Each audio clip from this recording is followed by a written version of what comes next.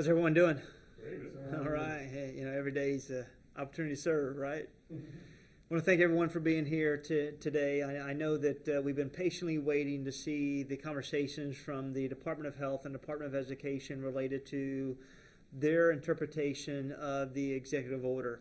And with that process, I want to thank all of our family members, all of our community members, all of our employees for being, and our board for being very patient in this process. We know that this process has been extremely fluid, being able to make some of the hard, right decisions to help us further protect our students, further protect the working conditions of our adults.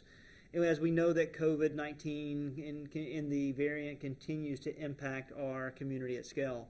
So please know that we understand the severity of what we are facing every single day. We understand also the executive order that kind of puts us and defines our availabilities as a school district. As superintendent, my job every day is not only to make certain that we focus on moving the instructional needle and preparing our children for jobs that do not exist, but also being able to make certain that we focus on the health and the safety of all of our students to ensure and our employees to ensure that we have the necessary protocols in an effort to be successful. But today, the State Board of Education had an emergency meeting, and in that process, they talked about the health protocols related to the executive order and really how we should open as a school district within Hillsborough County and also across the state. And first, I want to make certain that all of our families understand that the executive order, it really comes to a point where if school districts elect and select to mandate mask without having an opt-out opportunity, then school districts will suffer financially. And from our side of it, we don't have the availability and we're not in a financial footing to be able to give out any dollar and any cent away from our organization. And we're kind of stuck in a hard place related to make certain that we have strong protocols in place to further protect our students.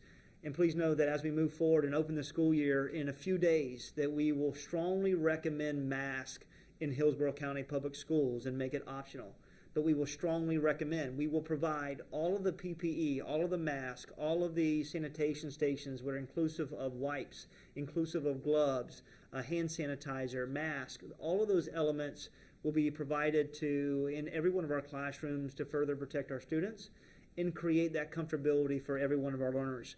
And in this new initiative that came out with through the State Board of Education, one thing it was very clear upon, in any way, shape, or form that a school district really truly threatens or harasses any of our students or our parents, and they feel that way related to protocols put in place, then those individuals get an opportunity to select and leverage the Hope Scholarship. Meaning that if we threaten, discriminate, dehumanize verbally, if we any kind of physical conduct at the same time, which includes mask requirements, if we create separation due to COVID protocols, any parent that feels that a decision that has been made by a school district and they feel uncomfortable with that related to COVID-19 and anything related to mask requirements, then that parent gets a chance to leverage the Hope Scholarship, meaning that individual parent can leverage and move outside of our school district and transition to a private school. And from our standpoint internally, we want to make certain that we keep every one of our learners internally in our schools, as that brings an opportunity to continue to serve and activate their knowledge. At the same time, bringing resources and funding to our school district to protect public education. With this said, the health protocols have somewhat changed related to quarantine protocols to reduce the number of quarantine days to 4 for those individuals, whether they're staff or their students who are asymptomatic, related to those individuals who had negative assessment. So now new protocols will allow asymptomatic students or staff to return after 7 days. If they passed, since 7 days passed to their actual exposure, and at the same token, they are able to change any current protocols related to the 10 or 7 days following a negative PCR assessment. So being able to expedite those who are asymptomatic, getting them back in front of our teachers, or getting them back in front of our students to make certain that instruction continues to put in place. What we will continue to do is that we will continue to have all the necessary protocols related to helping our children make sound decisions. We'll continue to make certain that we focus on hygiene, positive hygiene, with washing our hands, making certain that use wipes, using hand sanitizer in all of our classrooms. We'll continue to make certain that we social distance where possible in every one of our classrooms. We'll have directional pathways in common areas. We'll have hand sanitizers in common areas. And then we will continue to have a rapid response team to be able to create environmental deep cleans where it deems necessary, not only in our classrooms, but in our common areas as well. Once again, as we look at transportation, we'll continue to make sure we provide masks for every student before they get on the bus, and they have that option, just to make certain that there's comfortability in this process. Please know that this decision isn't in isolation. I've talked to many superintendents across the state, and when you look at Pinellas County, Polk County, and we look at Pasco County, they're all taking the same stance that we are taking in Hillsborough County with making it strongly recommended mask and making them optional. But we will continue to work with our local medical experts. We'll continue to have our data dashboard that tells us, the overarching impact that COVID has on our students, in our faculty, and also in our community, so that we can make informed decisions and work collectively to be able to mitigate and reduce the number of individuals that are outside of our schools. So know that this decision isn't taken lightly, and this is another decision that, it openly could be potentially split within our community. We just asked our community to trust in us in this process, and it does give an opportunity in here for school districts to mandate mask related to, and then transition to an opt-out. But we're only a few days in front of us for school, and openly, whether you do implement that strategy versus making them strongly recommend and making them optional, the outcome becomes the same. So know that we will continue to make adjustments and strides where needed to be, and we want all of our parents to feel comfortable that we are paying attention. We understand the severity of it, and we'll continue to make certain that we create the safest environment that we can for every one of our learners in Hillsborough County. So, if I understand what you just said, there is an opportunity under what the State Board of Education today said for school districts to mandate masks? They have an option. They said if you're going to mandate masks, you have to allow a parent to opt out. And, so now there's a form that has to be developed. That information has to get to the community. You got to communicate effectively. Then you got to have protocols that we put in place related to at the school level. And then, openly that can change influx every single day. And then, what if we mandate it and a parent, and a child doesn't wear it? I mean, we get to a point where, we're going to start sending kids home, missing the instructional times. The learning loss already was exacerbated last year, the last 16 months. We need our kids in front of us. But we will continue to work with our parents, continue to make certain we're making they're making sound decisions, and that we can further protect them in that process. So it's more dangerous having a kid sent home because they wouldn't wear a mask, or having that kid infect 30 kids because they brought the virus in? No, I didn't say that. We'll continue to, once again, work and allow that parent to have choice, and this is what openly the Department of Education really strong, the executive order demands. And if a parent in any way, shape, or form feels that we have intimidated, we have violated, we have pushed them to a place where they feel uncomfortable, then they can leave our school district and go to leverage the Hope Scholarship and go to a private school or to another county. So, for us, we're going to continue to put our mitigation strategies in place and further protect, our environments. Could you develop that procedures in the background just in case the first 2 or 3 weeks you have a high infection rate that you might want to mandate masks 3 weeks into the school? Yeah, absolutely. I think we have to definitely kind of somewhat prepare. It's the unknown. We got, we have a high number of students that are coming back to us. We see that there's a potential surge in the surrounding communities, but we'll continue to work with our local health department, continue to watch all of our analytics on the dashboard in order to make the sound decision. Do students have to say that they've been discriminated against before they are eligible to transfer, or can they simply say they feel discriminated or harassed by a school system's COVID policy before they even start, before the year starts, to have the opportunity to transfer? Absolutely. They can feel that the policy puts them in a situation where they're uncomfortable, and once they acknowledge that, then we have to start the process for the school, the Hope Scholarship, and then potentially finding a location, whether it's inside of Hillsborough County or outside, or whether it's at a private school, that fits them the best. Don't they have to adjudicate one way or the other that it's a true claim or a false claim? No, they do not. They just have to recognize that it's a, yes, sir, it's a claim. And our job is through the new guidance is to make certain that we fulfill our obligation with their wishes. And my other question is, how far does strongly recommended go? Does it stop with you, or does it go to the principal level, and does it go to the teacher level where they can talk to their classroom? Absolutely. I've been very clear with our school principals with strongly recommending masks. So, we want to make certain that we continue to articulate that. We have made certain that every one of our schools have masks and all the PPE they need to be successful. So that's a process where we want all of our students to feel most comfortable every single day. So how do you walk that line then? Because if you're strongly mandating masks, and there are parents out there who feel just because you've asked them to wear a mask that they are going to apply for that Hope Scholarship, how do you walk that line? Yeah, so we're to a point where it's the parent's choice. If they feel that in any way, shape, or form that they feel that they're uncomfortable, then they get a chance to implement the process initiate Hope Scholarships. And for us, we're strongly recommending. So right now we're not in that situation where we have to cross that bridge, but we'll go back, and as Stephen talked about, we'll go back to make certain that we are in a preparation side of it. And in order to see what happens in the coming weeks. So are you concerned because of the financial situation Hillsborough County's in right now, Hillsborough County school system's in right now? Are you concerned that there might be quite a few parents immediately saying, you know what, I don't want to hear this, and my child, a teacher said this to my child, or right. A vice principal said this sure. to my child? You could, in theory, lose quite a yeah. few students. Are you concerned about possible student drop? Well, I think if one thing Hillsborough County does, they do a really good job at our individual schools, just building a solid supportive culture. So I believe right now that when we see the energy of our teachers, see the energy as our support staff and our leaders, they're really excited to embrace our children. We may have parents, some of our parents that may feel that there's some discomfort, but we will continue to pursue and meet with them to make certain they get to a psychologically safe place, that we can help them believe in us and believe what we offer so their child can stay in a district managed school. So, we'll continue to monitor the temperature of it. We'll continue to be table coaches, and we'll continue to keep our eyes on every element related to COVID so that we can continue to make informed decisions in our district.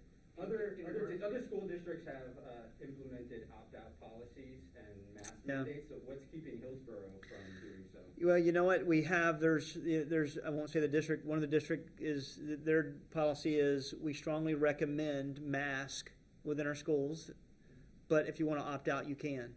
So it's not a mandate, it's just a strongly recommend you can opt out. So, we haven't seen anyone come out and say that I know of that says we are mandating mask without an opt-out. And, I don't know how you strongly recommend it and then give them an opt-out of it. So it's, it's a parent's choice. I mean, the outcomes still remain the same related to optional versus mandating with an opt-out. So, and then once again, the fluidity of opting in, opting out, the necessary controls that you have to put in place. I mean, we're willing to take whatever we need to do.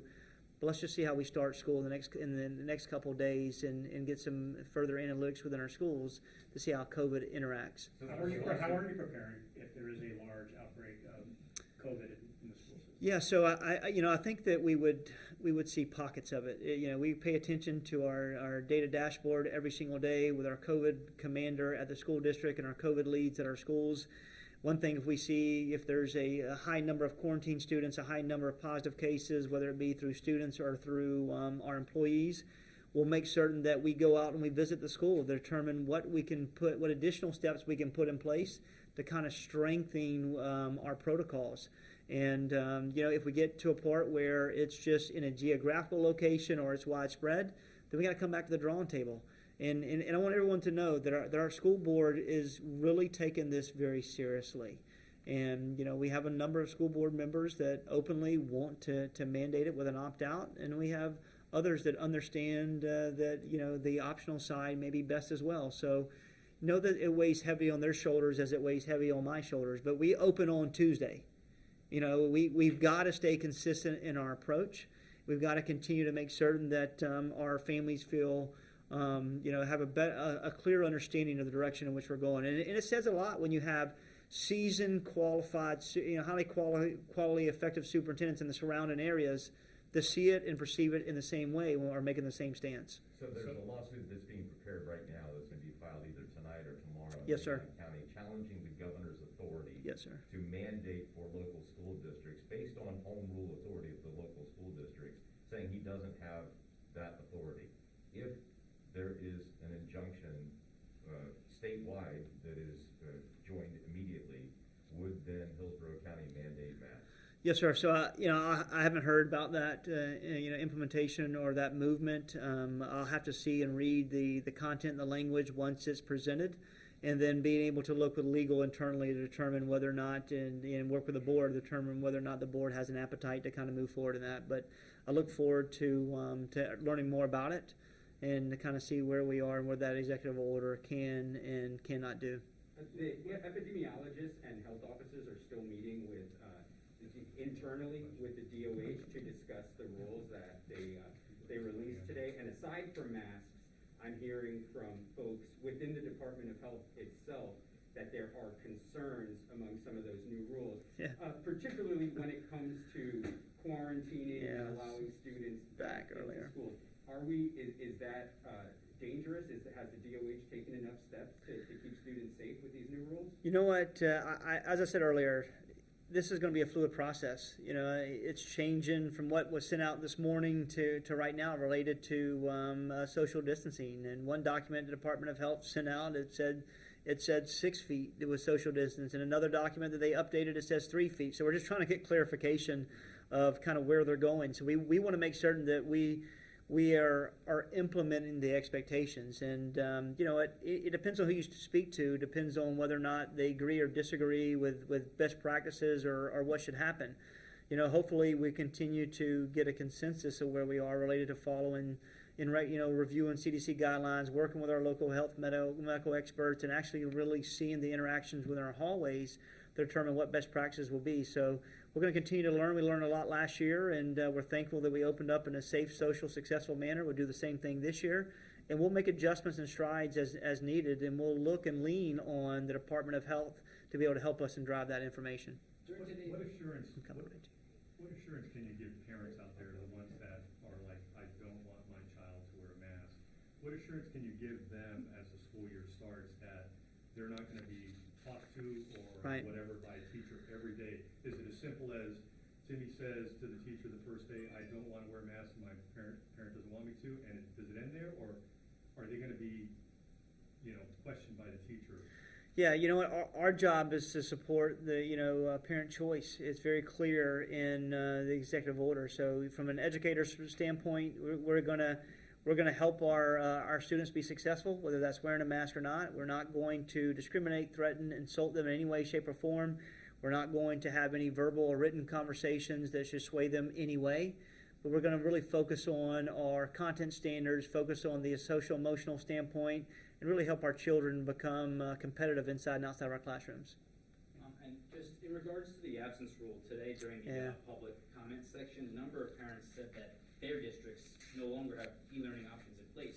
So we don't either. I just want to know, what does Hillsborough County have in place right now for at-home learning options for any students that need to? Yes, so it's a really good question. We're going to open up tomorrow morning at 6 a.m. our Hillsboro Virtual K-12 application process.